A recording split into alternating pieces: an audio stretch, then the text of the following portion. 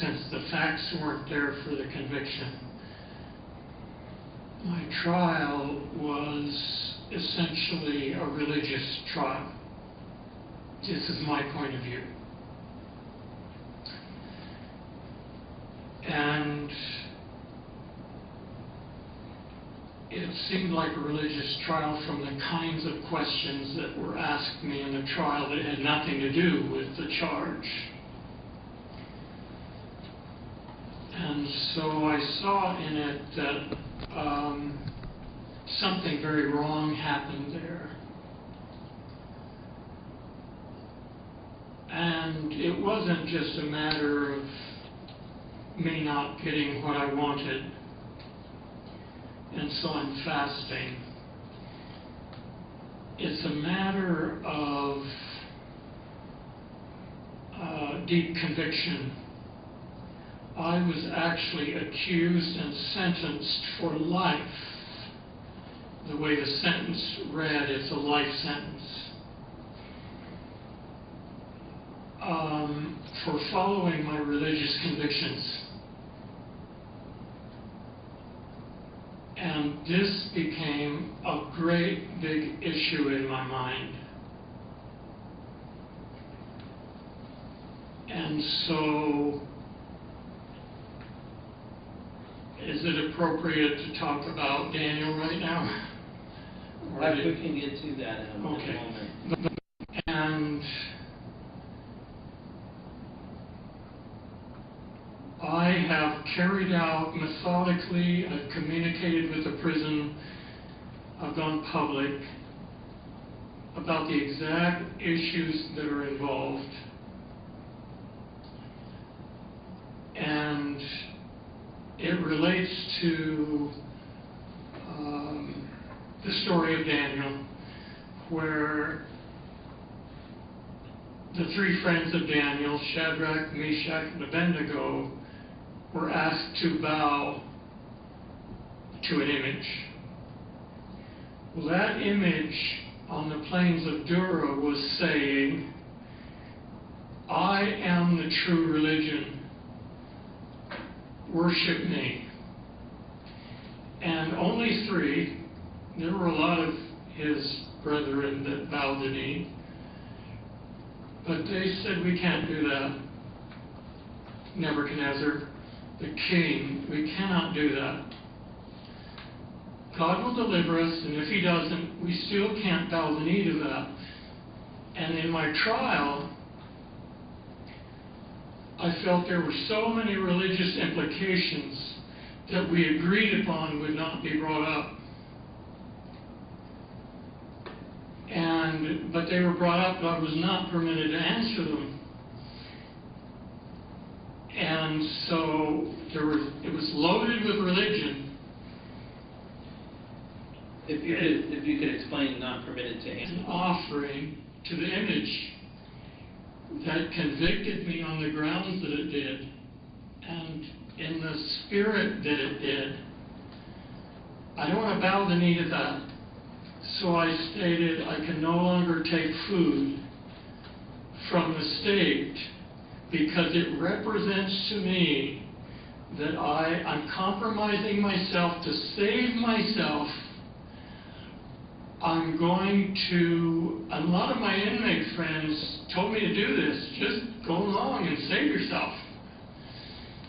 And the same with Shadrach, Meshach, and Abednego. Go along, just bow the knee a little bit and you're off the hook. You go back to work. I couldn't do it. Like they couldn't do it. No, I don't have a death wish. I don't have a suicide wish. But I cannot bow the knee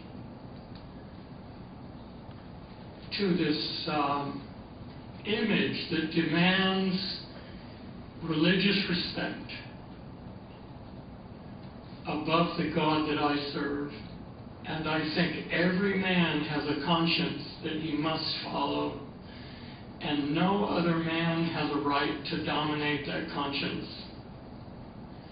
Yes, it could mean death to me, just as it was for Daniel's three friends. But all I asked was, I don't have anything in prison. No friends, I don't have anything. And my loved ones have been separated from me. That's all I really live for, is the people I love. So I've been sentenced to life in prison for that. And all I asked was give me a little time with meals with my family, where they can bring me some food and I'll eat. Since Airmark wasn't able to keep their commitment to me and provide me with the diet that they said they would, I agreed I'd eat from my family, and I wouldn't have even started a fast. And I could have fellowshiped with them and had a little bit of my life back. What can you describe a little bit about what happened with the Aramark food and diet issues? In an institution, I don't think it was intentional, but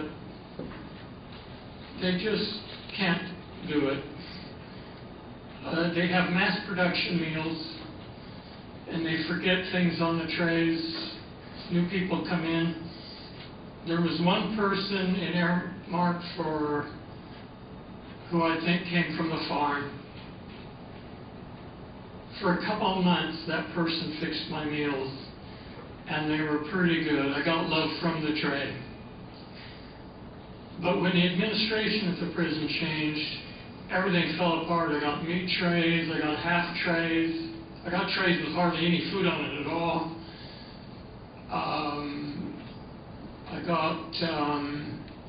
But most of the time it was just missing protein, like beans would be left off. If God didn't miraculously intervene in some way, I would die, yes. All right. You mentioned an earlier time when your sentence started where you talked about Aramark bringing you food, and you said Aramark got it right. Yes. What did Aramark do to get it right? Well, it was that 2-month period when one particular individual fixed my tray, and they got the tray right, until the administration changed, and then it didn't. And the beans were cooked, not half cooked. And I got the amount of beans that the menu said, and that's the only protein I would get is the beans. And if the beans didn't come, I didn't get any. Get it right again, to get you a vegan, vegetarian meal in accordance with the menu. Would you cease your fast? No, because I have gone through all the channels numerous times, even met with the warden about my diet. I was assured what was promised me by the warden would be supplied. And it comes for 2 days. And then it's just like you never said anything. It's all back to the same scenario. Now, provided you on a daily, consistent basis with a vegan, vegetarian diet, you would continue your fast. Yes, sir.